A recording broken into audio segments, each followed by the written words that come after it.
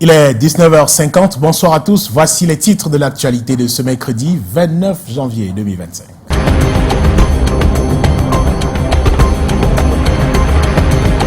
À la une ce soir, ce drame qui a frappé le quartier Mecca à Yaoundé.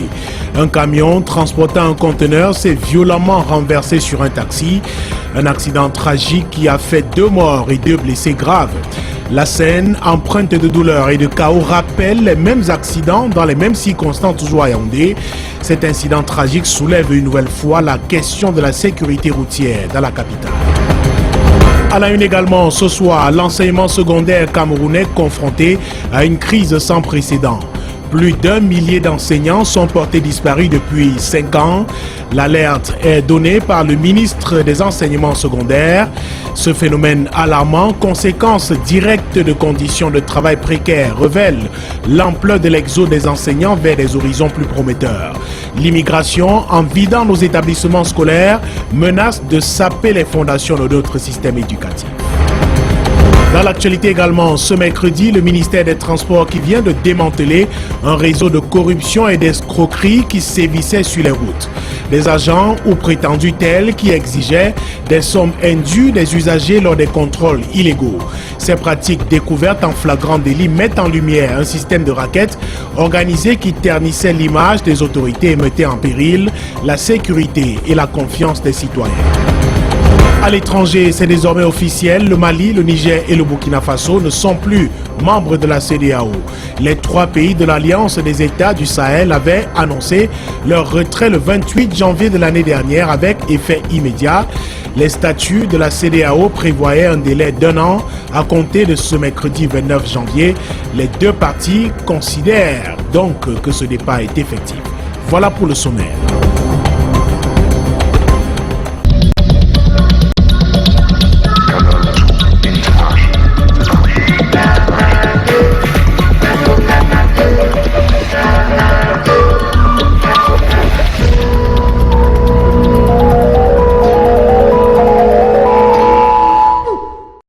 Bienvenue au 19h50. Un conteneur fait encore des morts à Yaoundé. Le drame s'est produit ce mercredi au lieu-dit Carrefour Mecque dans le 7e arrondissement de la capitale. Le camion transportant le conteneur s'est renversé sur un taxi de passage avec des passagers. Bilan, 2 morts et 2 blessés graves. Le récit des faits avec Daniel Anissé-Boudier et Michel Foucault.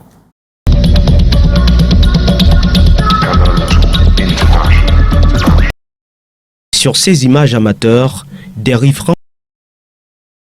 qui tentent de sauver un passager pris au piège. Nous sommes au lieu du Carrefour Mecque dans l'arrondissement des Yaoundé 7e ce mercredi. Un conteneur chargé de tonnes de poissons vient de se renverser sur ce véhicule à usage de taxi. Le conteneur en question était mal garé et voulant effectuer une manœuvre pour entrer dans la société chinoise qui est juste là à côté. Alors, le conteneur a basculé sur le taxi, créant l'incident qui a été... Le véhicule avait à son bord 4 personnes. Le chauffeur et le passager à l'avant ont eu la vie sauve comme par miracle. Mais la mort n'a pas épargné les 2 dames assises à l'arrière. Je sortais pour aller au travail ce matin quand le drame s'est produit. Je me suis arrêté pour essayer de voir comment on pouvait faire. Ensemble avec d'autres qui ont essayé de nous mettre la main, on a pu batailler jusqu'à on a pu sortir le chauffeur sain et sauf. Avec le temps et tout, l'appui de d'autres qui sont venus et tout, on a pu sortir notre passager. Les 2 autres à l'arrière n'ont pas survécu parce que le poids de l'engin était vraiment reposé sur eux. Posé sur cette semi-remorque, le conteneur tueur ne présentait aucun dispositif de sécurité, selon ce témoin. Il n'y avait pas les mesures de sécurité, notamment la chaîne. Un drame similaire à celui vécu il y a quelques mois au quartier Mimboman, dans le 4e arrondissement de Yaoundé, où la même cause avait produit le même effet. Arnaque et corruption, 2 mots qui semblent avoir élu domicile sur nos axes routiers au Cameroun. Des individus aux couleurs, des agents de la prévention routière du ministère des Transports ont été surpris dans leur sale besogne il y a quelques jours. Après des enquêtes, ils n'ont aucun lien juridique avec ce secteur d'activité. Ils ont posté sur l'axe Lou, ils ont été postés justement sur l'axe Douala-Yaoundé par le délégué départemental des transports pour le Nyon-Ekele. Ce dernier vient d'être suspendu pour 3 mois. Lille Pédiou et Calvin Tekam. Un réseau d'arnaques et de corruption a été démantelé dans le secteur des transports. Une vidéo virale sur les réseaux sociaux montre un homme portant les couleurs des agences de prévention routière du ministère des Transports en train de demander de l'argent aux usagers sans aucune gêne. On boit le whisky ici. Le vendredi, c'est pas le vendredi, la bière. Des faits similaires ont été constatés sur l'axe Douala-Yaoundé, où des individus ont été mobilisés pour arnaquer les usagers de la route. Le ministre des Transports a mené une enquête et a découvert que ces individus n'avaient aucun lien juridique avec son département ministériel. Vous venez au travail sans imprimer l'ordre de mission. Il a été révélé que ces individus avaient été mis sur cet axe par le délégué départemental des transports pour l'Union Ekele. Conséquence, le délégué départemental Guy Bertrand Bengsandi a été suspendu par Jean-Ernest Massenangale Bibéré pour une durée de 3 mois pour ses pratiques contraires à l'éthique et à la déontologie professionnelle. Cette affaire met en lumière la montée en puissance de la corruption et de l'arnaque dont sont victimes les usagers de la route au quotidien. Cette suspension constitue un avertissement pour les autres personnels du ministère des Transports qui pourraient être tentés d'utiliser des personnes sans lien juridique avec l'administration des Transports afin de dépouiller les conducteurs au nom de la prévention routière. Je le disais également, titrés, ils sont de moins en moins visibles à leur poste de travail. Les enseignants sont portés disparus. Plus de 1200 sont introuvables depuis 5 ans. Une nouvelle alerte lancée par le ministre des Enseignements secondaires qui met en lumière les conditions de vie difficiles de ces soldats de l'éducation. Ces derniers appellent le gouvernement à revoir sa copie en termes de gouvernance afin de les inciter à rester. Alain Islan Kanga et Henri Tinda pour le reportage. Des salles de classe cherchent enseignants au Cameroun. Les effectifs baissent considérablement au fil des années. Les chiffres révélés par le ministre des Enseignements secondaires inquiètent. 1226 sont portés disparus depuis 5 ans. Une situation qui trahit un mal-être généralisé. Une situation de précarité généralisée, comme c'est le cas en ce qui concerne les enseignants. Chacun trouvera les conditions, n'est-ce pas, de son salut. Et plusieurs, n'est-ce pas, en ont trouvé dans la fuite, dans l'immigration à l'étranger. Choisir le chemin de l'immigration pour sortir de la précarité. Ce phénomène et l'inaction du gouvernement affectent le système éducatif camerounais. Non seulement ces enseignants qui partent et ceux qui partent à retraite et ceux qui décèdent pendant leur fonction, l'État ne les remplace plus. Ce qui cause un gros déficit d'enseignants sur le terrain. Parce que vous devez vous rendre compte que dans presque tous les établissements et dans presque toutes les matières, il y a un manque d'enseignants. Et les établissements sont obligés de prendre parfois même les gens qui n'ont pas la compétence nécessaire pour pallier au problème. La précarité a poussé les enseignants à crier leur colère depuis des années. Ils multiplient des mouvements d'humeur pour espérer être entendus par le gouvernement. Au regard de ces départs incessants, les seniors de la CREI proposent une autre approche. Trouver des mesures incitatives pour des enseignants qui choisissent de rester sur place et de travailler. Au lieu par exemple de croire que c'est en fermant les frontières qu'on résout un problème. Qu'on trouve moyen que si un enseignant part, on prend une autre personne qui est formée à l'école normale. Les enseignants réclament depuis des années la tenue des états généraux de l'éducation pour revoir leur statut afin d'améliorer leurs conditions de vie. Après la remise officielle du rapport sur la mémoire partagée entre la France et le Cameroun au président de la République, les membres de la commission mixte pluridisciplinaire brisent le silence. Face à la presse, Karine Ramondi et ses collègues ont levé le voile sur les coulisses de leur mission entre zone d'ombre, révélation et poids des non-dits. Retour sur cette conférence où la parole s'est libérée avec Delphine Fonkoutene et Serge Anozimo. 2 années de labeur, des centaines d'heures d'audition, une plongée dans les méandres d'un passé douloureux. Pourtant, au bout du chemin, le rapport remis au président français et camerounais ne couvre pas tous les aspects espérés. Par exemple, il y a la collaboration ou l'implication de certaines structures, par exemple les structures religieuses, dans ce processus de répression. On aurait voulu creuser, on n'a pas pu. Il y a beaucoup d'autres sujets, les circulations, par exemple, des nationalistes à l'extérieur. On pourrait creuser davantage. Dans le document sur le rôle et l'engagement de la France dans les mouvements indépendantistes et d'opposition au Cameroun entre 1945 et 1971, chaque expression résulte d'un choix méticuleux. Quand on a trouvé qu'il y avait beaucoup de gens qui ont été tués, il y avait des gens parmi nous qui pensaient qu'on devait parler de génocide.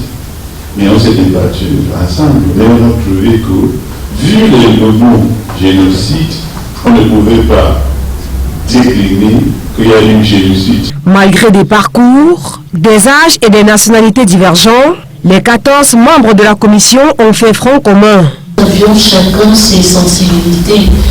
J'en veux pour exemple les divergences avec les femmes sur le rôle religieux, ça a été très tendu.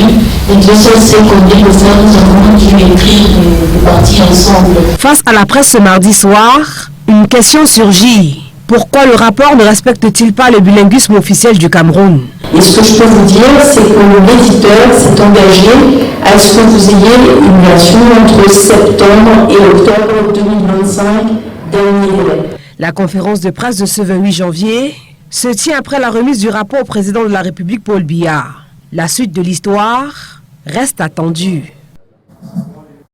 Et la remise du rapport justement de la commission mémoire au chef de l'État hier au Palais de l'Unité suscite de nombreuses réactions, dont celle de certains UPCistes sous la conduite de Robert Bapolipote devant les professionnels de médias ce 29 janvier à Yaoundé. Il a apprécié ce pas important sur le chemin menant à la vérité historique de l'implication de la France dans des exactions commises pendant les mouvements de décolonisation.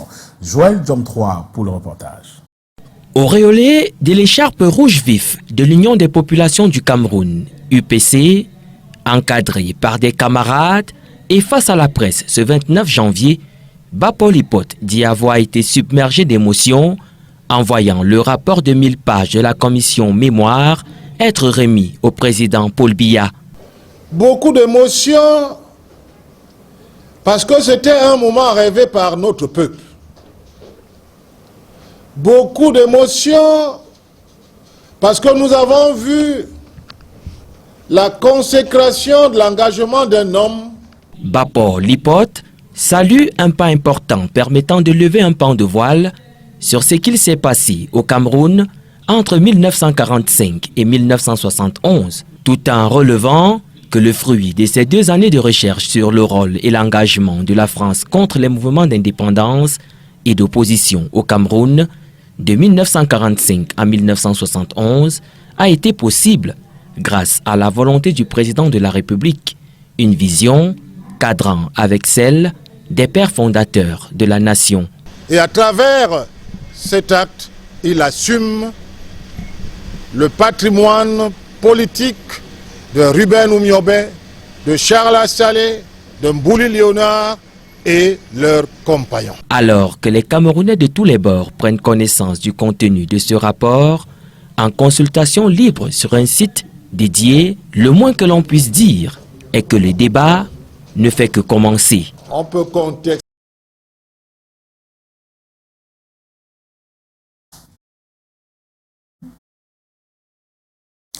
Et à quelques mois de l'élection présidentielle au Cameroun, le champ politique est particulièrement animé par des sujets portant sur la personne de Paul Biya, le président de la République dont le mandat court encore. Après les évêques qui redouteraient l'éventualité d'une énième participation du candidat naturel du RDPC, l'association des chefs traditionnels vient de déclarer de façon péremptoire son soutien à Paul Biya. Qu'est-ce que ces sorties traduisent alors qu'aucune déclaration de candidature de l'homme du 6 novembre n'a encore été faite? Esquisse de réponse dans cet élément que nous propose Monique Naosifoso, Marius Kossou avec le concours d'analystes politiques. Ce sont des évêques de l'Église catholique romaine au Cameroun qui ont été les premiers à focaliser les projecteurs sur une éventuelle candidature de Paul Biya à la présidentielle de 2025. Selon le politologue Stéphane Mendunga, des réserves émises sur la possibilité d'un 8e mandat à la tête de l'État est analysée en dehors du champ du droit. Quand vous prenez en réalité la sortie des évêques et même de certains pasteurs, vous allez vous rendre compte qu'ils posent un problème d'éthique et de morale. Ils ne posent pas un problème juridique. Ils ne sont pas en train de dire que les lois du Cameroun ne permettent pas au président de la République, qui est également le président national du RDPC, d'être candidat à une élection en 2025, mais ils posent un problème d'ordre moral. Les chefs traditionnels viennent de donner le change en appelant à une candidature du président sortant. Selon le spécialiste en droit public Louison Issomba, le chef traditionnel est avant tout un citoyen.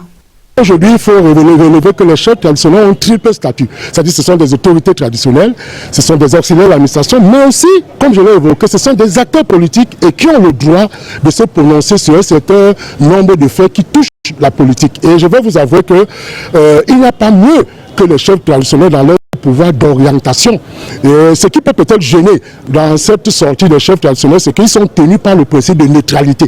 C'est-à-dire que quand on dit que les chefs sont neutres, cela veut dire qu'ils ne peuvent appeler au pouvoir tel ou tel d'un parti politique. Cette sortie est perçue comme la manifestation d'une démocratie non consensuelle. Et quand vous analysez la sortie des chefs traditionnels, vous vous rendez compte que là-bas, c'est une sortie purement clientéliste. Vous savez, le clientélisme politique se nourrit justement des attitudes pareilles, parce que dans le clientélisme, en réalité, on est récompensé en fonction des louanges qu'on fait à celui qui est le détenteur du pouvoir. Que ce soit des soutiens affichés des chefs traditionnels autour d'une potentielle candidature de Paul Biya ou les appels au changement émis par des évêques, rien n'est encore certain. L'homme du 6 novembre pourra, le moment venu, décider d'un repos au village ou concourir pour rester aux affaires. Et comment permettre aux journalistes de lutter contre la désinformation en période électorale? Cette question trouve réponse depuis ce 29 janvier au cours d'un séminaire de 3 jours à Yaoundé. L'initiative de l'organisation Action for Development and Empowerment, avec l'appui de ses partenaires à l'instar du Haut Commissariat de Grande-Bretagne au Cameroun et l'ECAM, entend de donner aux professionnels des médias les outils nécessaires afin de produire une information de qualité avant, pendant et après le processus électoral. Joël Diom 3 et Samuel Ebaki, c'est pour les détails. Face à la désinformation et l'achat des consciences qui gravitent autour du processus électoral, le journaliste a un rôle plus que crucial à jouer afin de restituer la vérité et d'alerter sur les dérives, surtout en année électorale. Il est important de former, de renforcer la capacité des journalistes pour mieux faire le travail. C'est la démarche entreprise par Action for Development and Empowerment. Il est question de donner à ces hommes et femmes de médias des armes pour contrer les fake news et mieux jouer leur rôle dans le traitement d'une information fiable. Dans la construction d'une société, c'est un moment dans tous les pays qui est difficile pour les journalistes. Il y a beaucoup de misinformations, mais finalement, c'est pour ça que leur rôle est vraiment important.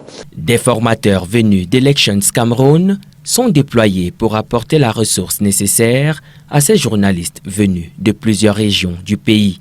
On peut seulement communiquer à travers les journalistes.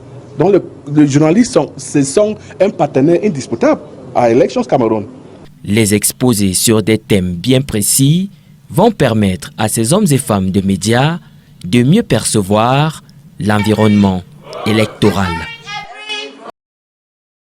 Emmanuel Ngano-Djoumessi à cœur ouvert, le ministre des Travaux publics a accordé ce 29 janvier, en marge des travaux de la conférence annuelle de ses services, une interview aux hommes de médias, un point de presse au cours duquel il est revenu de long en large sur l'état du réseau routier et les stratégies mises en place par ses services pour inverser la perception des Camerounais qui ont mal à leur route. Économie de cette sortie avec Janice Kamga et Jean Benatani.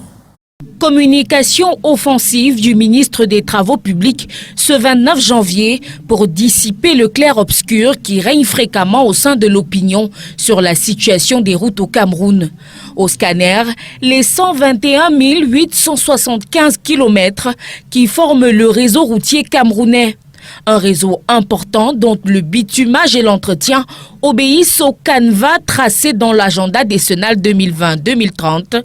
Objectif 6 000 km de routes à bitumer. Nous sommes donc à 68% de taux de réalisation.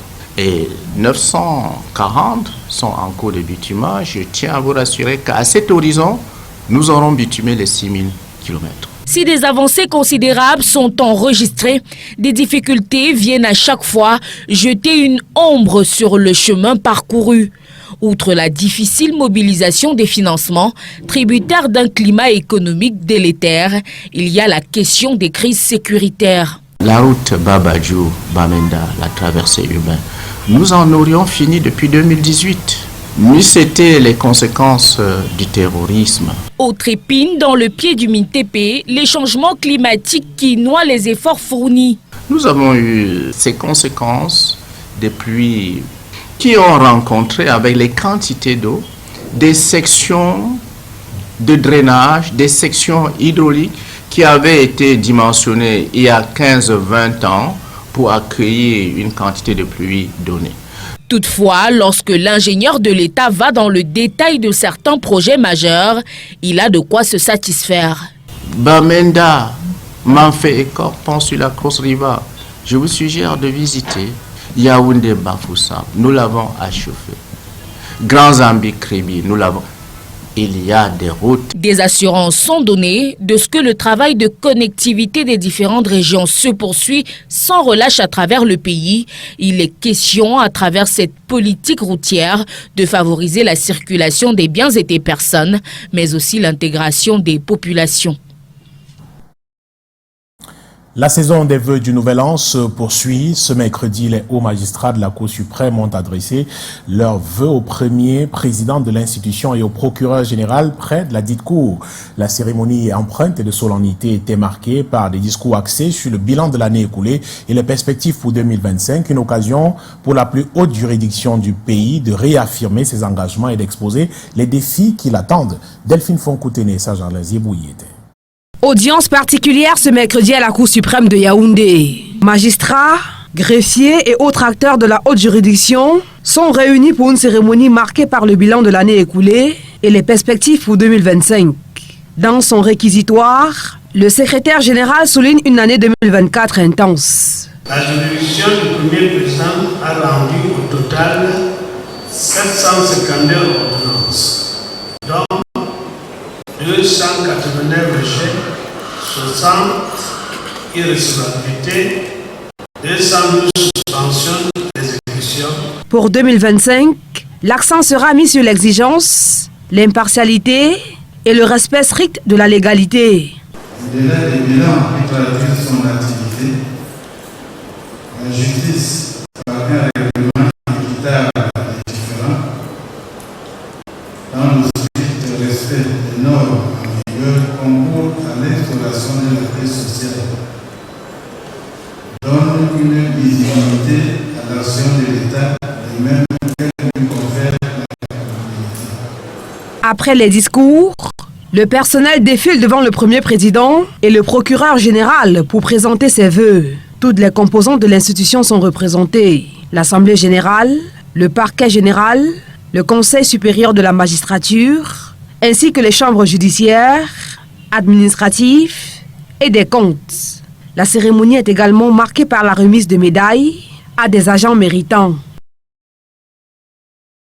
La 14e édition de la soirée des partenaires de la Direction générale des douanes s'est tenue ce 24 janvier à Douala, un moment de célébration du partenariat entre la Direction générale des douanes et ses nombreux soutiens actifs dans la réalisation de ses objectifs. Présidé par le ministre des Finances, l'événement a réuni du beau monde à la salle des banquets de la Falaise de Douala. Compte rendu de Titi Freeman et Stéphane Minac. Canal 2 International, distingué du 3e prix du meilleur partenaire média de la douane camerounaise pour l'année 2024. Une récompense remise au cours de la soirée des partenaires de l'administration douanière ce 24 janvier 2025. Un moment de couronnement de ceux qui sont le plus investis au cours de l'année 2024 dans l'accomplissement des missions et des obligations dévolues à l'administration des douanes. Rendue à sa 14e édition, la soirée de récompense de l'accompagnement et des performances des acteurs du partenariat douane-entreprise a primé 31 lauréats répartis en 9 catégories. Cette soirée est à point nommé parce qu'elle permet aux commissionnaires en douane qui ont été primés d'entraîner également les autres vers la voie de l'excellence. L'événement a également été l'occasion de saluer les bonnes relations entre l'État et le secteur privé, favorable à la création de richesses, au développement du tissu industriel local et à la génération des emplois directs. C'était une belle soirée, bien organisée. Et puis, nous avons vu les recettes les meilleures ont été primées. on a vu qu'il y a amélioration avec beaucoup d'entreprises, surtout l'impôt substitution, qui a fait qu'aujourd'hui l'entreprise locale, les industries locales se sont développées et la concurrence déloyale, ça n'existe plus. Riche en sons et couleurs, cette cérémonie a réuni autorités administratives, personnel de l'administration douanière et partenaires de l'institution.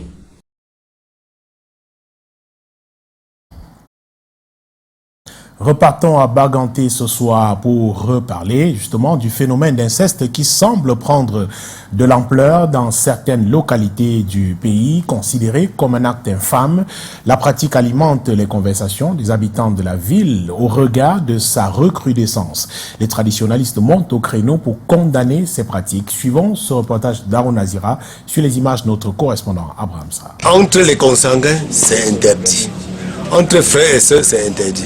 Entre père et fille, c'est interdit. La recrudescence de l'inceste dans la ville de Baganté ne laisse point les habitants indifférents. Ce phénomène alimente les ruelles, mettant les individus sur le choc. Comment un enfant doit avoir peur de son parent? Quand papa dit papa tu cours, tu enlèves les chaussures, c'est papa qui dit que tu te déshabilles. Est-ce que c'est pas normal? C'est-à-dire que pour moi, on finit avec lui. Cet acte, perçu dans la société comme des conditions imposées, dont les loges mystiques pour certains, et pour d'autres comme des conséquences de la consommation excessive de stupéfiants et la dépravation des mœurs. Dans l'un comme dans l'autre cas, cet acte n'est point sans conséquence. On ne joue pas avec l'inceste, ça ne doit pas exister. Même chez les animaux, vous verrez que quand vous avez une truie, vous amenez ça dans l'autre quartier, parce que les consanguins, la consanguinité tue la race. Certaines personnes qui meurent avec le ventre gonflé. Certaines personnes qui meurent avec les pieds gonflés. Et parfois on appelle le marabout comme il a dit là. La personne prend au moins 300 000, 400 000 pour t'opérer. Soit il prend la maison, il traite, il vous revend la maison. Phénomène condamné par la loi camerounaise et dans la tradition bantou. L'inceste va grandissant dans notre société et vient remettre sur la table l'éducation de la jeunesse. Cet acte est l'une des causes de la division de la cellule familiale qui est un joyau sacré pour les bantous. La tradition prévoit le dévouement par interdit. On dévoue par interdit cette famille. C'est la malédiction. Bon, il peut avoir un lavage. On perce, on appelle une tour, on va percer et puis on va écraser le beignet. Là, ça va passer, tu ne recommenceras plus. Pour percer la maison, ça nécessite un bout et autres condiments. Les victimes de l'inceste ont besoin d'accompagnement et non de stigmatisation, comme dans certains cas. Parlons des séries télévisées. Les séries télévisées devenues un phénomène incontournable qui captive de plus en plus de jeunes, mais aussi d'adultes, plongeant quelques-uns parfois dans une forme d'addiction. Enracinées dans le quotidien, ces productions influencent profondément les comportements, parfois au point de modeler les valeurs et les attitudes de leurs spectateurs. Ce phénomène, désormais omniprésent, soulève des interrogations sur ses effets à long terme sur les mentalités et les choix des individus. Le reportage de Lesline Poumecha. Au travers des écrans, ils prennent le marque. Ces enfants et jeunes adolescents s'identifient au contenu proposé dans les chaînes de télévision. Je m'intéresse à Hollywood à cause de la particularité de ces films. Oui, ils montrent des films qui reflètent la société, ce qu'on vit au quotidien tous les jours dans les familles et qu'on sort. Ils font là tout, les armes, les couteaux, les bâtons. Et si je suis là, je dis, on ne joue pas avec les bâtons. Je ne bouge pas d'ici. Par leur langage, leur style vestimentaire, leur comportement, ces stars de télé-réalité et de fiction réussissent à influencer le quotidien de ceux qui les regardent. C'est leur façon de faire, leur façon de parler et quelquefois la morale qu'on retire du film. La consommation de la télévision se veut donc sélective dans certaines familles. Je ne permets pas que les enfants regardent n'importe quoi à la télé parce que c'est pas normal. Quand un enfant commence comme ça, il va grandir avec ça. Moi, je ne permets pas. Parce qu'il y a les séries que les enfants peuvent regarder, il y a les séries que les enfants ne doivent pas regarder. Les programmes censurés ne suffisent pas toujours pour faire respecter l'interdiction, d'où le contrôle de certains parents. Pour ça, je ne blague pas. Si je trouve ils sont devant l'écran, je corrige, je fouette. S'il y a les langages bizarres, je demande à mon câbleur de coder ça. chez moi. Moi, je contrôle et j'ai la chaîne que moi-même je mets et je code la télé. Par exemple, il y a certains tétins qui montrent comment on fait aussi l'amour. Selon les experts, les répercussions vont au-delà du changement des comportements. Regarder la télévision peut également affecter la santé mentale. Au niveau de la santé également, les personnes qui regardent la télévision pendant un temps assez conséquent sont susceptibles de développer un certain type de problèmes de santé mentale. D'ailleurs, pour l'étude récente qui a investigué l'effet de la télévision sur le comportement des êtres humains, laisse entrevoir qu'on peut percevoir un risque de 28% de démence chez des personnes qui regardent régulièrement la télévision. 35% des personnes sont exposées au risque de dépression. Selon l'Organisation mondiale de la santé, le temps passé devant la télévision est comparable à la sédentarité, représentant la 4e cause des décès prématurés dans le monde. Il faut donc consommer avec modération. Booster la production et la consommation locale, justement à travers la promotion des industries culturelles et créatives, est l'un des objectifs de l'ACTIC. Le groupement des acteurs des industries culturelles et créatives souhaite structurer les différents secteurs de ICC, constitués des professionnels issus de divers secteurs des industries culturelles et créatives. L'ACTICC a été créée à la suite de l'Assemblée générale consécutive justement qui du 4 mai 2024. Son bureau a été présenté ce mardi à Douala lors d'une conférence de presse à la galerie Douala. Arun Nazira à Mampagna pour les détails. Les industries culturelles et créatives constituent un moteur stratégique pour le développement économique, social et culturel à travers le monde. Au Cameroun, ce secteur qui englobe plus d'une dizaine de filières peine à émerger. La plupart des acteurs des industries culturelles et créatives exercent dans l'informel et manquent d'accompagnement et de suivi. Les industries culturelles et créatives représentent un pan de l'économie extrêmement important, mais qui malheureusement, au Cameroun en particulier, sont beaucoup plus confinés dans l'informel. La mauvaise compréhension des gens en fait, des différents métiers, parce qu'il faut dire qu'on parle en fait, de plusieurs métiers. Et il faudrait surtout dire en fait qu'au-delà de tout, même si on est passionné, ce n'est pas suffisant. Si on est talentueux, ce n'est pas suffisant. Il faut comprendre exactement comment rentabiliser sa passion. Les professionnels des industries culturelles et créatives, confrontés à ces difficultés, ont décidé de s'unir pour défendre leurs intérêts. À travers le groupement des acteurs des industries culturelles et créatives du Cameroun, ils souhaitent faire émerger ce secteur porteur de richesse et d'innovation. La feuille de route que nous nous donnons pour cette première mandature, c'est d'arriver à pouvoir structurer le secteur, c'est-à-dire accompagner l'ensemble des professionnels du secteur des arts, de la création et du patrimoine dans la mise en réseau de leurs compétences, dans la création d'un marché qui va permettre que la chaîne de valeur se mette en place, arrive à produire des productions culturelles qui soient compétitives sur le marché, arrive à développer face à cette production-là, un marché de la consommation locale. Baptisé ACTIC, le groupement des acteurs des industries culturelles et créatives du Cameroun a été créé à la suite de l'Assemblée générale consécutive du 4 mai 2024. Il est constitué des professionnels issus des divers secteurs des industries culturelles et créatives. L'Assemblée générale constitutive, justement, a eu lieu le 4 mai 2024 et l'organisation existe donc sur justement sur la place camerounaise. On parle de sport à présent. Il y aura comme un parfum de revanche dans l'air entre le Cameroun et ses adversaires lors de la phase de poule de la prochaine Coupe d'Afrique des Nations Maroc 2025 entre la Côte d'Ivoire que le Cameroun considère comme le frère ennemi de l'Afrique francophone et le Gabon que les Lions ont battu pour remporter la CAN en 2017. Les Lions ont fort à faire. Les détails avec Mathieu Fangwa. Extra time now. Free kick from Bocas. Emmanuel Habou's wobbly.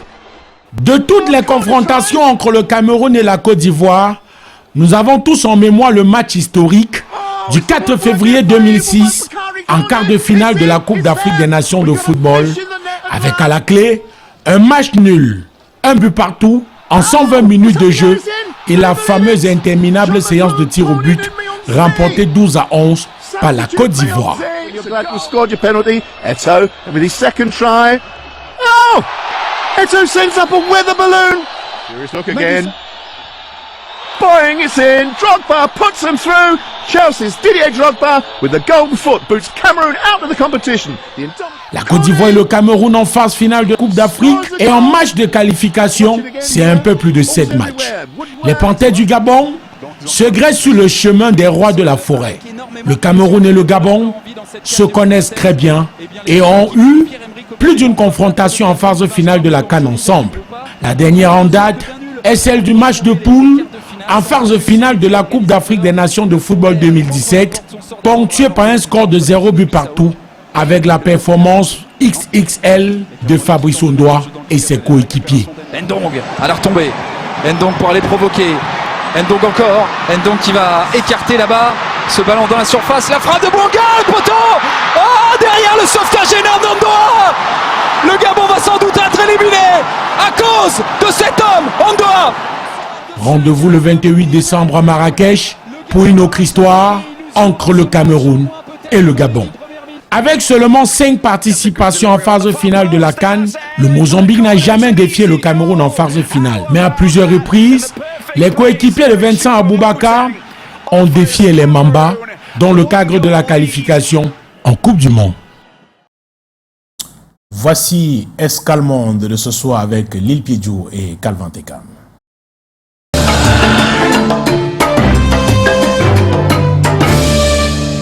C'est officiel, le Niger, le Mali et le Burkina Faso ne font plus partie de la CEDEAO. Le retrait annoncé il y a 1 an se matérialise enfin.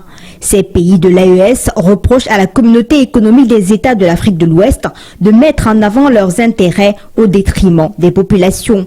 Et surtout ces sanctions économiques imposées après les différents coups d'État. Le départ du Mali, du Niger et du Burkina Faso a permis de créer en septembre 2023 l'Alliance des États du Sahel, dont l'objectif est de renforcer leur souveraineté en matière de sécurité et d'économie. La CEDEAO, sur ses 15 États, perd 3 membres stratégiques.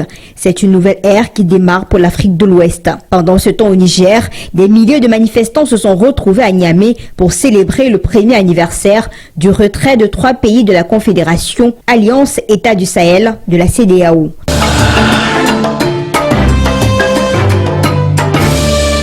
Plus de réunions de crise entre Félix Tshisekedi et Paul Kagame. Les présidents de la RDC et du Rwanda devaient se rencontrer ce mercredi pour trouver une solution à la crise dans la région frontalière de Ngoma en République démocratique du Congo. Selon l'agence congolaise de presse, le président Félix Tshisekedi ne participera pas au sommet virtuel des chefs d'État de la communauté des États d'Afrique de l'Est pour des raisons d'agenda. Sur le terrain, le M23 et l'armée rwandaise occupent Goma. Le bilan actuel des hôpitaux, plus de 100 morts et près d'1 millier de blessés. Le discours à la nation du président de la RDC est attendu ce soir. Kinshasa et Kigali ont arrêté toute relation diplomatique en rappelant leurs ambassadeurs respectifs.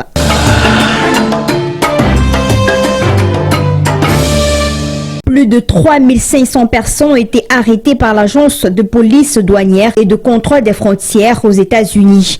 Depuis le début de la semaine, les autorités fédérales américaines ont lancé la chasse aux migrants en situation irrégulière. La Maison-Blanche annonce avoir arrêté 538 immigrés illégaux et en avoir expulsé des centaines. Une promesse de campagne de Donald Trump. Expulser des millions de ressortissants étrangers en situation irrégulière. C'est la plus grande opération d'expulsion de sans-papiers de l'histoire des États-Unis qui s'annonce.